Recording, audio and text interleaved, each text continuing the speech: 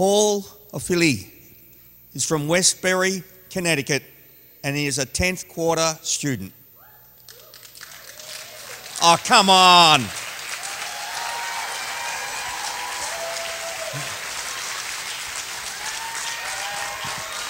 Send some love.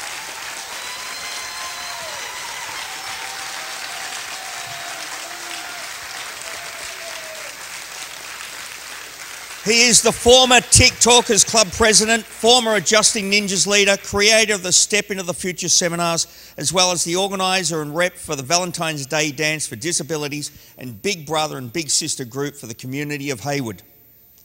Paul was recently announced Intern of the Month, bringing in 10 new patients last month.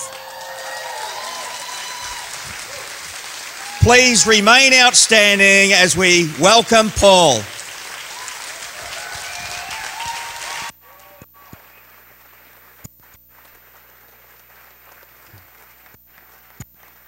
Thank you so much.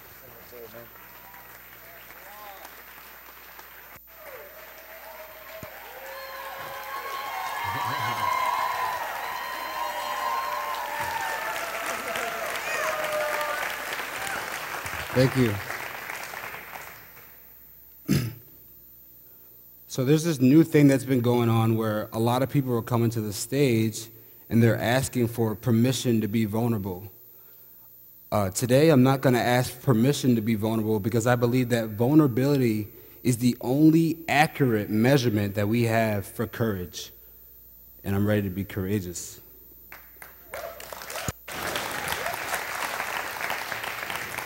So with a show of hands, how many people in this room consider themselves to be a leader? It's funny that every time I ask this question, there's a boatload of hands that don't go up. To me, being a leader is being nothing but a powerful servant. And leadership is not a rank. Leadership is not a position. Leadership is a choice and it's a decision.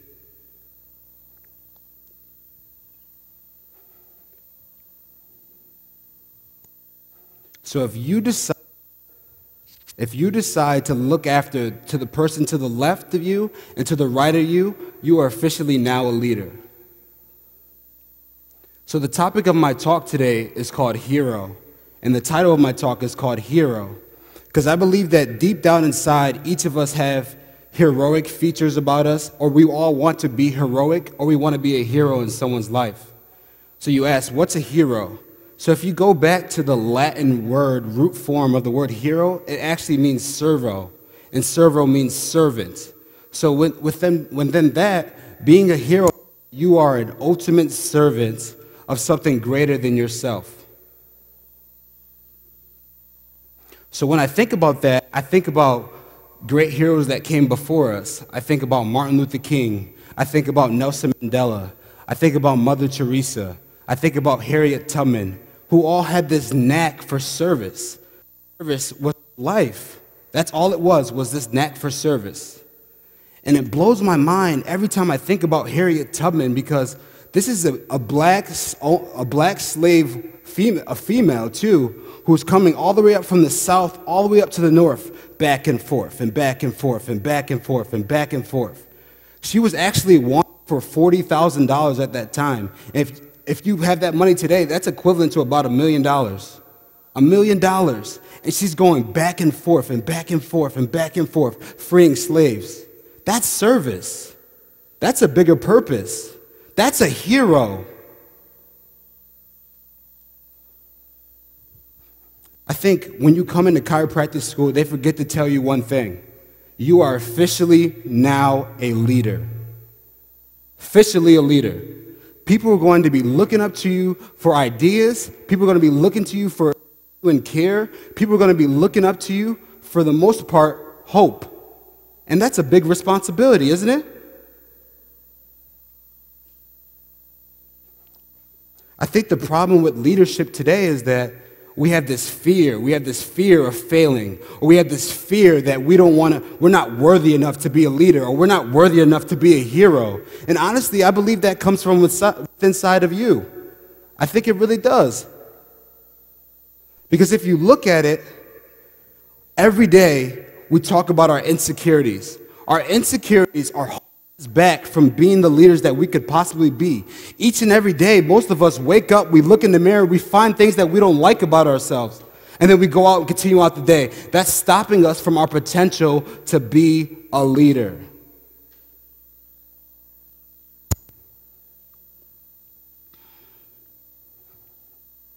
I want to tell you guys something right now is that passion for what you do triumphs fear, always. Passion for what you do triumphs fear, always. There's two ways to live life. You can either be fearful or you can either be fearless. And I remember 4 years ago, most people who know me in here, I got into a near-death car accident where the doctor depicted me to die. As I'm in the hospital, literally bleeding all over the place from my head, my body, my chest, my legs, my femur completely dislocated from the rest of my body, being rushed into the emergency room, I had a choice to make. I had a choice. I can either live my life in fear or I can be fearless. And at that moment, I made a decision. I said, I promise myself I will never, ever live my life fearful again. Because the moment you become fearless, you become ultimate. You become powerful beyond belief. What I like to see it as, you become superhuman because there's nothing holding you back. You become the hero that you're supposed to be. You don't live in fear no more.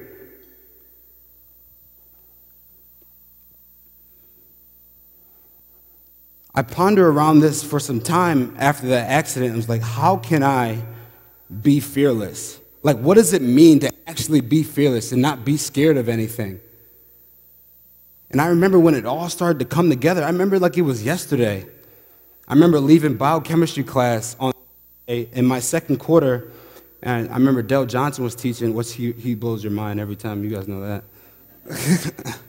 And I remember leaving class, and I remember getting a phone call from my mother. And you know when you get a phone call and you pick up the phone and the tone of voice is a little bit different? It's a little bit different, like there's an emergency that's on the loose. So I remember getting the phone call and I run immediately outside.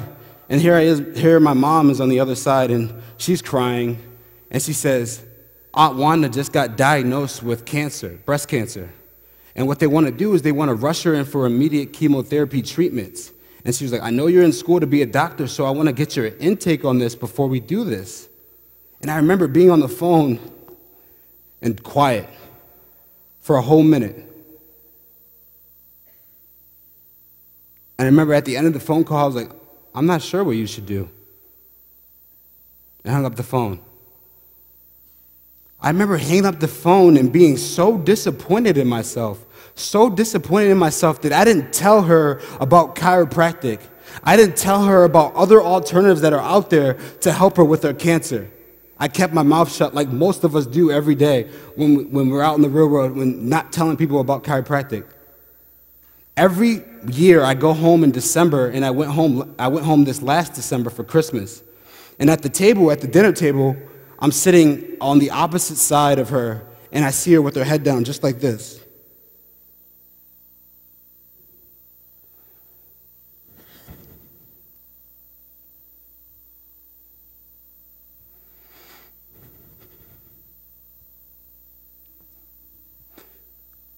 She can't even feed herself. She can't even feed herself. My mother has to feed her. My aunt has to feed her. I can't remember the last time she's actually said a word. She has not said a word in a year. We're talking about the most godliest person, most faithful person in the world. The chemotherapy is killing her. It's killing her. She has lost the will to live.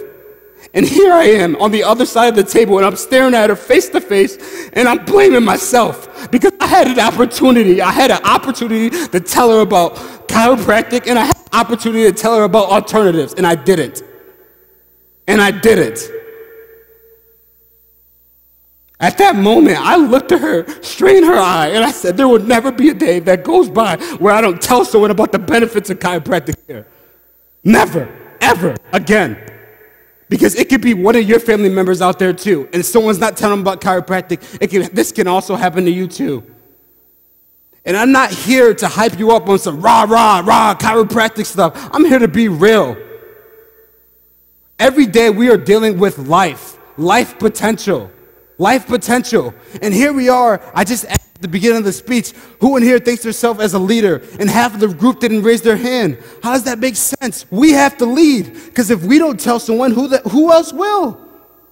Who else will?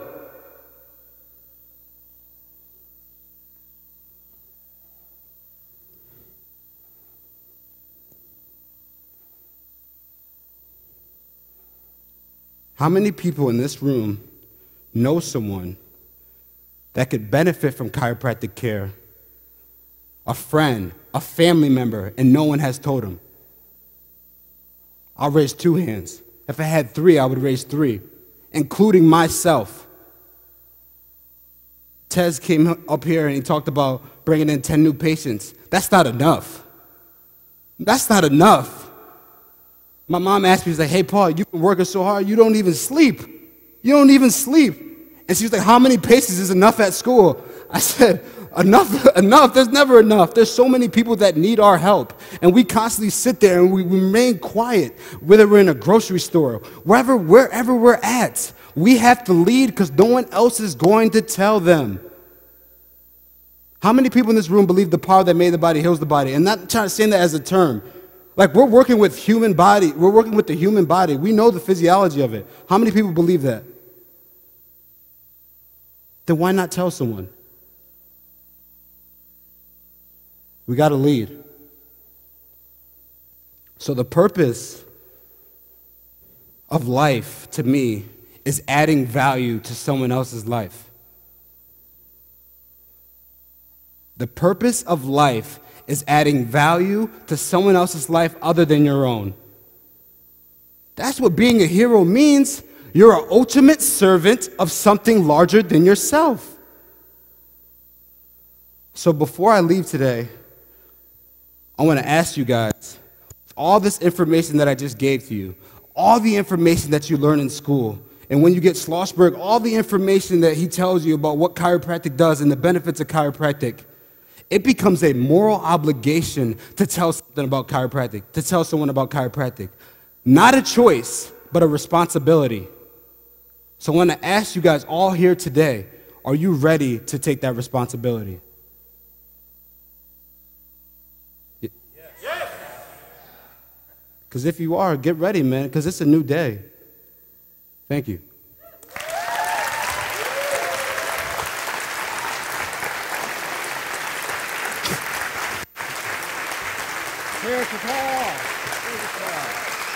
Let's hear it. Amazing message. Thank you so much, Paul, for inspiring us. Don't be afraid to tell the story. Thank you so much. Thank you.